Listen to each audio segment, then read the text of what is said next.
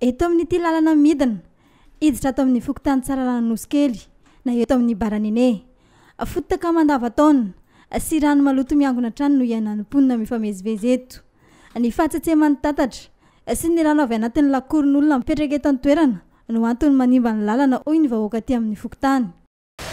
Le mahatonga an'io zany dia le rano amin'ity dosotranon'olona hafa ty zany tojanona amin'ity abovan-dalana ty. Raha vomary izy dia déborde amin'izay manko dia pesapesa io.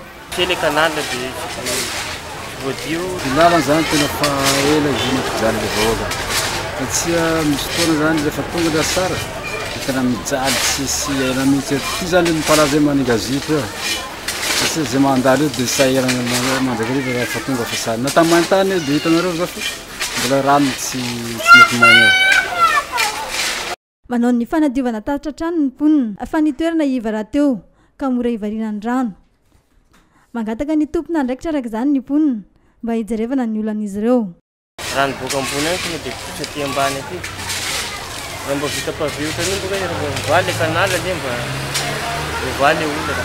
Misy foana efa vetivety dia totota le canal takan'le tomobily sarety vezivezy io. Fangatana izy zany miraro soa mba vita ny lalana zany mba ty goatra ohatran'io zany na ny olona vahiny miditra aty raha menimenina mihitsy tamin'ny maly goatra be mihitsy tsara rano. Dia normalement zany raha misy azo ataon'ny fitondram-panjakana zany tokony mijery hevitra mihitsy tokony fanamboarana azy ity tsy mijaly le vahoaka.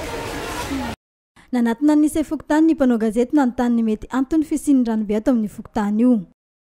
Izy io zany rano avy anaty lakoron'olona ny sasany koa moa ny canal anay tsy dia tsara iva kely dia miboaka zany le rano avy anaty canal miparitaka miaraka amin'iny le rano avy anaty lakoron'olona iny fa le olona zany efa nitenenina dia anatin'ny fanamboarana mihitsy koa moa izy amin'izao fotoana zao io.